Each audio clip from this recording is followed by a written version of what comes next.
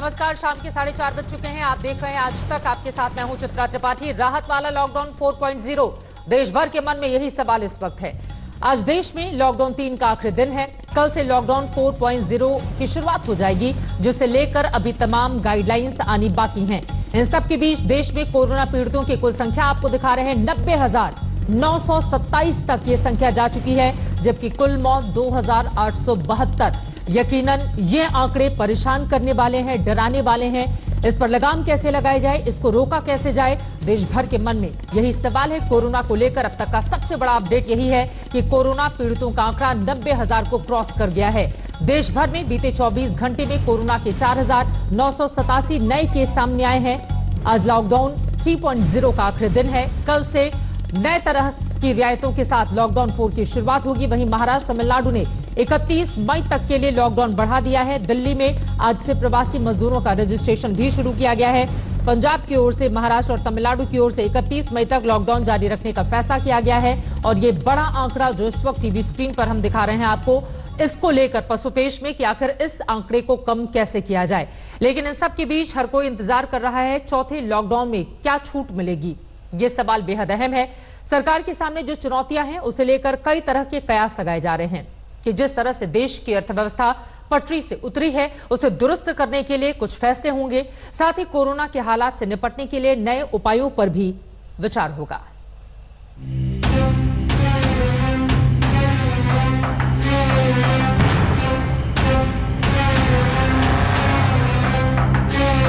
एक दिन बाकी है, कल से पूरा देश चौथे लॉकडाउन में होगा। लेकिन चुनौतियों के साथ 25 मार्च को पहले लॉकडाउन का आगाज हुआ था। तब से लॉकडाउन 3 के आखिरी दिन तक काफी कुछ बदला है। जिस हिसाब से कोरोना का खतरा बढ़ता गया है, नीतियां उसी हिसाब से बदली गई हैं।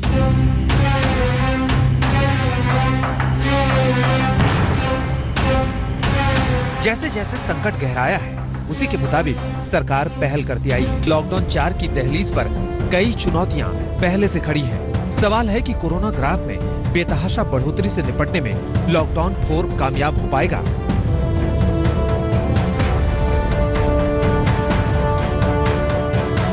दूसरे राज्यों से बड़ी संख्या में प्रवासी मजदूर बिहार, यूपी और एमपी जैसे राज्यों में लौट रहे हैं। उनकी जांच के बाद कोरोना संक्रमितों की संख्या भी काफी बढ़ी है।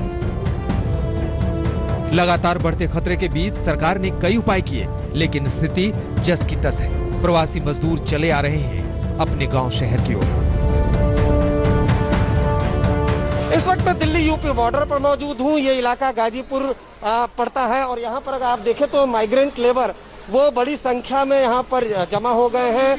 ये यूपी की तरफ जाना चाहते हैं। दिल्ली पुलिसकर्मी है, दिल्ली पुलिसकर्मियों ने इनको डिटेन कर लिया, रोक लिया है। हालांकि इनके खाने पीने की तमाम जो व्यवस्था है वो की जा रही है। लेकिन जो इलाके के डीसीपी है, उनका कहना है कि कुछ पॉलिटिकल पार्टी के कार्यकर्ता वो इनको ट्रकों में भरकर लेकर आ रहे हैं। दिल्ली यूपी बॉर्डर पर पुलिस मुस्तैदी से मजदूरों को समझा रही है, लेकिन आर्थिक तंगी और कोरोना संकट ने उन्हें मजबूर कर दिया है। वो जल्द से जल्द घर लौटना चाहते हैं। ऐसे ही प्रवासी मजदूरों के हित में सरकार ने राहत की किश्त की घोषणा कर दी है। सरकार ने मनरेगा के लिए 40,000 करोड़ का अतिरिक्त प्रावधान किया है। A lot of workers are going back to their villages, and we've made provision so that they can also join in if they want to enroll in Manrega. So, government will now allocate an additional 40,000 crores. This way, we'll ensure that during the monsoon season, and since many of them have gone back to their villages, and if they enroll, they will get the jobs. सरकार प्रवासी मजदूरों के लिए राहत train चला रही है। उसका 85% हिस्सा केंद्र सरकार और 15% खर्च राज्य सरकारें वहन कर रही हैं। वित्त मंत्री ने दावा किया कि 8 करोड़ मजदूरों के लिए राशन की भी व्यवस्था है, लेकिन अर्थव्यवस्था को पटरी पर लाने के लिए हर सेक्टर की उम्मीदें सरकार से हैं। छात्रों के लिए सरकार ने ई विद्या प्रोग्राम की शुरुआत की है। इसके जरिए छात्र ऑनलाइन पढ़ाई कर सकेंगे। नाम होगा one nation one digital platform. हर क्लास के बच्चों के लिए अलग अलग टीवी चैनल की भी तैयारी है। जहां पर इंटरनेट की सुविधा नहीं है और इसके लिए 3 चैनल्स को चिन्हित कर लिया गया है शिक्षा प्रदान कराने के लिए, और 12 और नए चैनल्स को इसमें जोड़ दिया जाएगा। यही नहीं, लाइव इंटरैक्टिव सेशंस इसका टेलीकास्ट भी हो सके, इसका प्रावधान भी एक्सपर्ट्स के माध्यम से किया गया ताकि स्काइप के माध्यम से आप इसका कर सकें।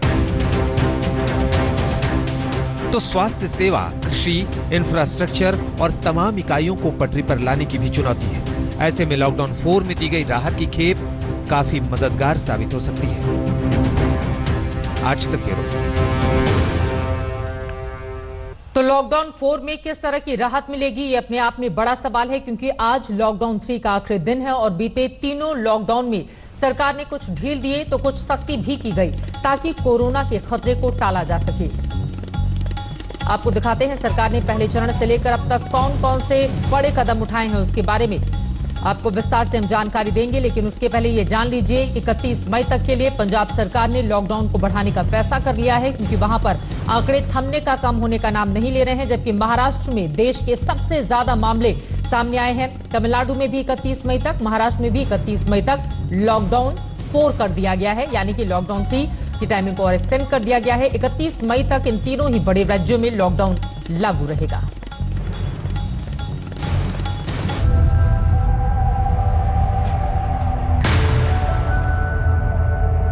लॉकडाउन 4 पूरी तरह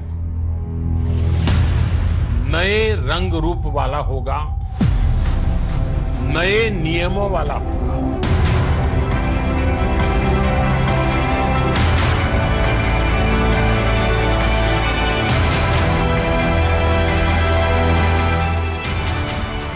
लॉकडाउन के आज 49 दिन पूरे हो रहे हैं।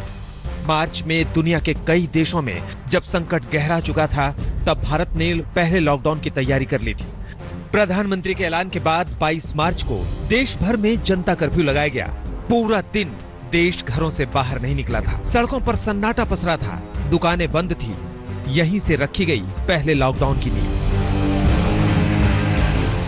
25 मार्च से पूरे देश में लॉकडाउन लागू कर दिया गया। उस वक्त कोरोना पीड़ितों की संख्या 600 से ज्यादा थी। माना जा रहा था कि लॉकडाउन का फैसला हुआ तो बदतर होने से पहले ही हालात काबू में होंगे। इसी वजह से 25 मार्च से 14 अप्रैल तक 21 दिनों का पहला लॉकडाउन, 15 अप्रैल से 3 मई तक 14 दिनों का लॉकडाउन 2, 4 मई से 17 मई तक लॉकडाउन 3 का ऐलान सरकार ने किया। अब कल से चौथा लॉकडाउन भी कुछ ढील के साथ लागू हो रहा है।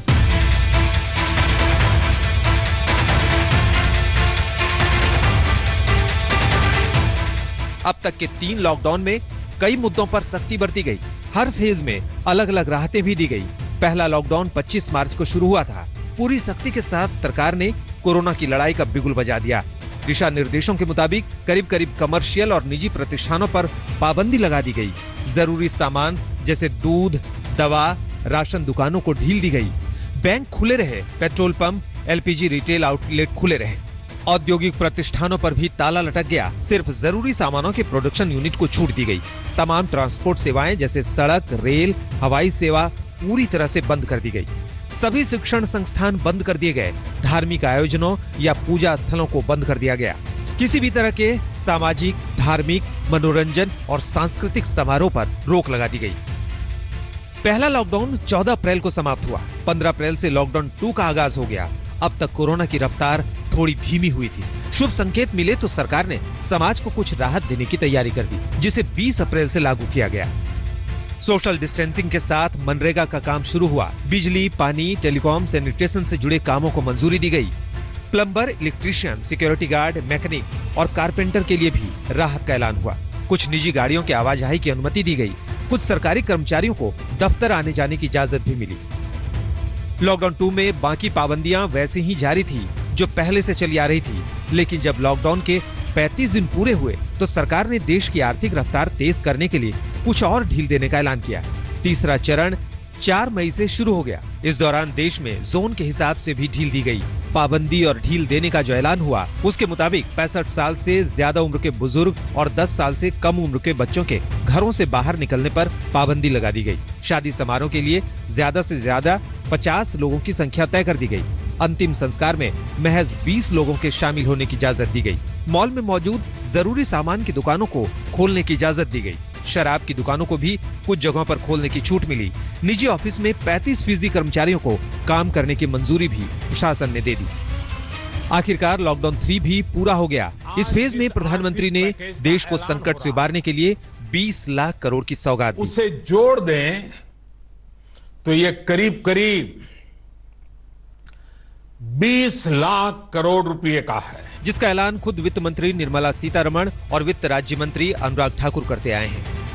If there is a ration card holder, today he is in Bihar or Karnataka, tomorrow he moves to Rajasthan, he can take his food ration from any ration shop in that state. So national portability, which is now being defined as one nation, one ration card, one nation, one ration card will be implemented. अब तक के lockdown में corona graph में काफी राहत मिली है। मृत्यु दर में कमी आई है तो संक्रमण के दोगुनी होने की रफ्तार भी राहत देने वाली है। आज तक ब्यूरो। वहीं चीन से निकले वायरस ने दुनिया के तमाम देशों को अपनी चपेट में ले लिया है, लेकिन हिंदुस्तान पूरी शिद्दत से कोरोना के खिलाफ लड़ाई लड़ रहा है। तभी तो दुनिया भारत की तारीफ कर रही है। अभी के हालात को देखते हुए देश में ये लॉकडाउन 21 दिन का होगा।